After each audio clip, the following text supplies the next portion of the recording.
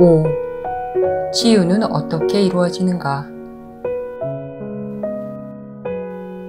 치유는 병이라는 환상의 목적이 무엇인지 이해해야 이루어진다.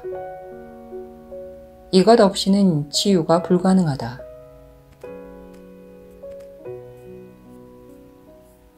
병의 지각된 목적. 치유는 고통받는 자가 고통에서 더 이상 어떤 가치도 보지 않는 순간 이루어진다. 고통이 자신에게 무언가 가치 있는 것을 가져다 준다고 생각하지 않는 한, 그 누가 고통을 선택하겠는가? 그는 분명히 고통이란 무언가 더 가치 있는 것을 얻으려고 치르는 작은 대가라고 생각할 것이다. 병은 하나의 선택, 즉 결정이다. 병은 약함이 강함이라는 잘못된 확신 속에서 약함을 선택하는 것이다. 이런 일이 일어나면 진정한 강함은 위협적으로 보이고 건강은 위험해 보인다. 병은 광기 속에서 하느님의 아들을 그의 아버지의 왕좌에 올리려고 고아내는 방법이다. 하느님은 바깥에 있는 존재로서 사납고 강력하며 모든 권능을 자신의 손에만 쥐고 있으려는 듯이 보인다. 아들이 하느님을 정복하려면 하느님이 죽는 수밖에 없다. 이 정신나간 확신 속에서 치유는 무엇을 나타내겠는가? 그것은 하느님의 아들이 패배하고 아버지가 그에게 승리하셨음을 상징한다. 그것은 하느님의 아들이 인정할 수밖에 없는 직접적인 형식의 궁극적인 도전을 나타낸다. 그것은 그가 목숨을 보존하려고 자신에게 숨기려는 모든 것을 나타낸다. 그가 치유된다면 그는 자신의 생각에 책임이 있다.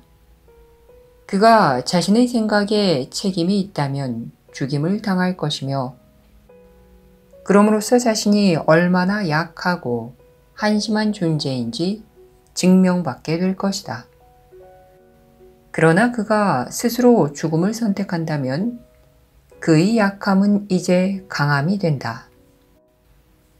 이제 그는 하느님이 그에게 주시려는 것을 자기 자신에게 주었고, 따라서 그의 창조주의 왕좌를 완전히 찬탈했다.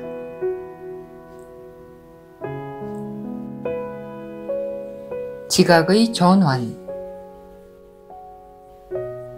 치유는 병의 무가치함이 인식되는 것과 정확히 비례하여 일어날 수밖에 없다. 단지 이것에 내가 얻을 것이란 전혀 없다 라고 말하기만 하면 치유된다. 그러나 이 말을 하려면 먼저 몇 가지 사실을 인식해야 한다. 첫째, 결정은 분명 마음이 하는 것이지 몸이 하는 것이 아니다. 병이 단지 문제 해결을 위한 잘못된 접근법이라면 그것은 하나의 결정이다. 그리고 그것이 결정이라면 그 결정을 하는 것은 마음이지 몸이 아니다. 이것을 인식하지 않으려는 저항은 엄청나다. 우리가 지각하는 대로의 세상의 실존은 몸이 의사결정자라는 믿음에 의존하기 때문이다. 본능, 반사작용 등과 같은 용어는 몸에게 비정신적인 동기를 부여하려는 시도다. 실제로 이러한 용어는 단지 문제를 진술하거나 묘사할 뿐이다. 그것들은 문제에 답하지 않는다.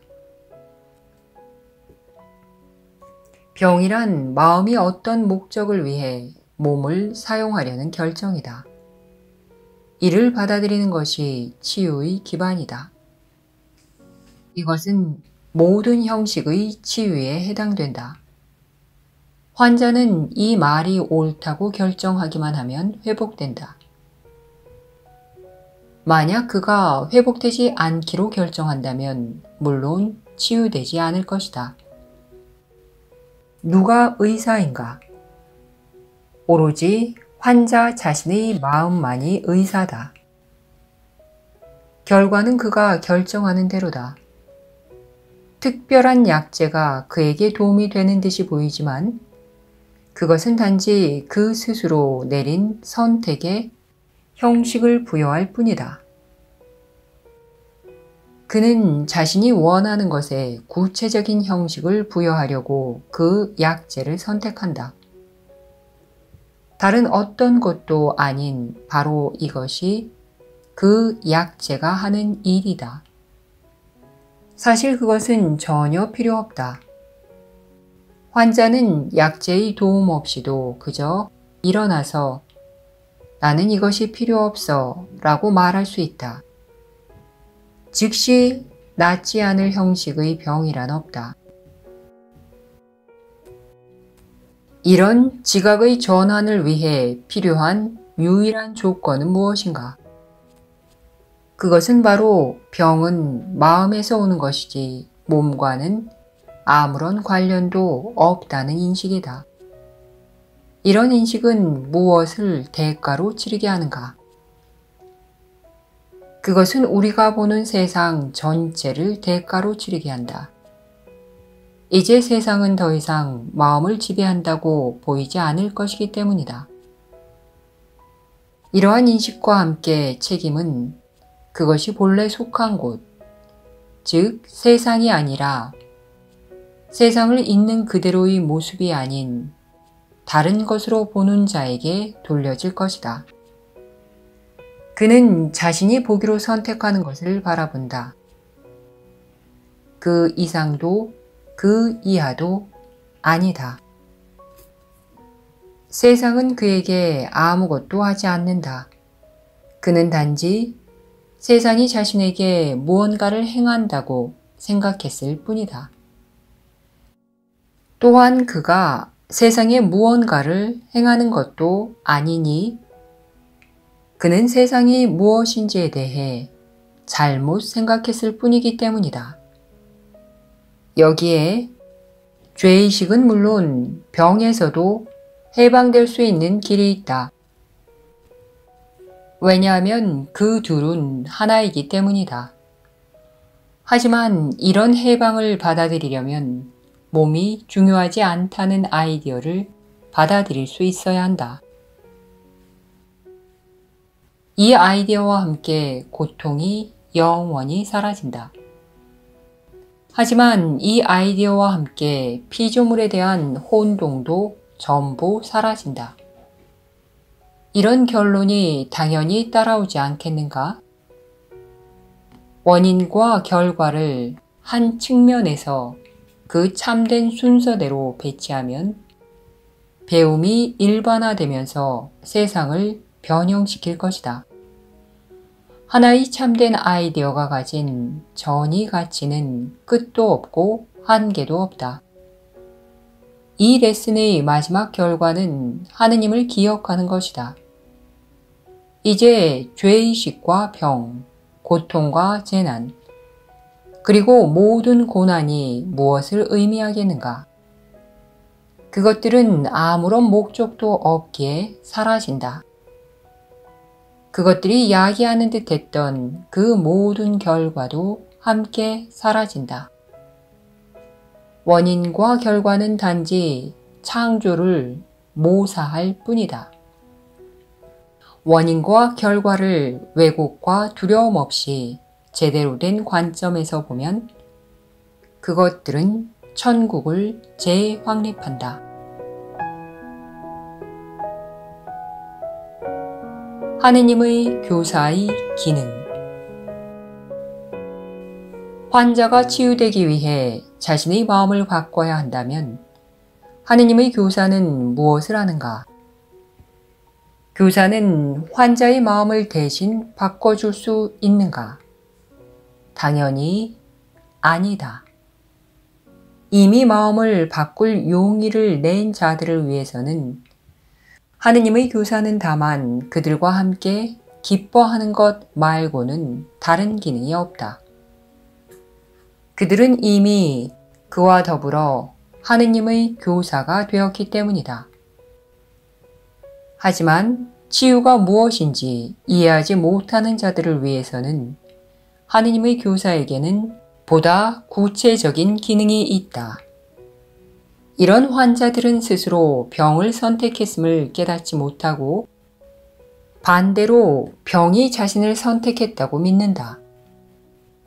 또한 이 점에 있어서 그들의 마음이 열려 있는 것도 아니다. 몸이 그들에게 무엇을 해야 할지 통고하고 그들은 복종한다. 그들은 이 개념이 얼마나 정신 나간 것인지 짐작도 하지 못한다. 그 개념을 의심이라도 해본다면 그들은 치유될 것이다. 하지만 그들은 아무것도 의심하지 않는다.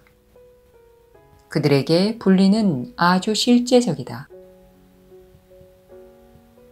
하느님의 교사는 그들이 잊은 다른 선택 대안을 나타내기 위해 온다. 하느님의 교사가 있다는 단순한 사실이 그것을 상기시켜준다. 그의 생각은 환자가 참이라고 받아들인 것에 이의를 제기할 권리를 청한다. 하느님의 메신저로서 하느님의 교사는 구원의 상징이다. 그는 환자에게 환자 자신의 이름으로 하느님의 아들을 용서하라고 청한다. 그는 대안을 나타낸다. 그는 하느님의 말씀을 마음에 간직한 채 축복 속에 온다. 병든 자들을 치유하러 오는 것이 아니라 하느님이 그들에게 이미 주신 치료법을 상기시켜 주려고 온다. 그의 손이 치유하는 것이 아니다. 그의 음성이 하느님의 말씀을 전하는 것이 아니다. 그는 그저 자신에게 주어진 것을 줄 뿐이다. 그는 형제들에게 죽음에서 돌아서라고 아주 부드럽게 호소한다. 하느님의 아들이여, 생명이 당신에게 선사할 수 있는 것들을 보세요. 이것 대신에 병을 선택하렵니까? 하느님의 상급 교사들은 자신의 형제가 믿는 병의 형식을 단 한 번도 고려하지 않는다. 병의 형식을 고려하는 것은 그 모든 형식이 목적이 같기에 실제로 서로 다르지 않음을 잊는 것이다. 그들은 하느님의 아들이 고통받을 수 있다고 믿을 정도로 자신을 너무나 속이려 하는 형제 안에서 하느님의 음성을 구한다. 그리고 그 형제에게 그는 그 자신을 만들지 않았으며 따라서 틀림없이 하느님이 창조하신 대로 남아있다고 상기시켜 준다. 그들은 환상이 아무런 영향도 끼칠 수 없음을 인식한다. 그들의 마음에 있는 진리는 형제들의 마음에 있는 진리에 다가가서 환상이 강화되지 않도록 한다. 이와 같이 환상을 진리로 가져가며 진리를 환상으로 가져가지 않는다. 따라서 환상이 물리쳐지는데 다른 이의 뜻에 의해서가 아니라 유일한 뜻이 그 자체와 연합하는 것을 통해 그렇게 된다.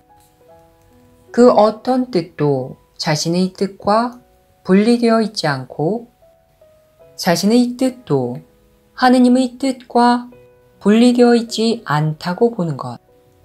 이것이 바로 하느님의 교사의 기능이다.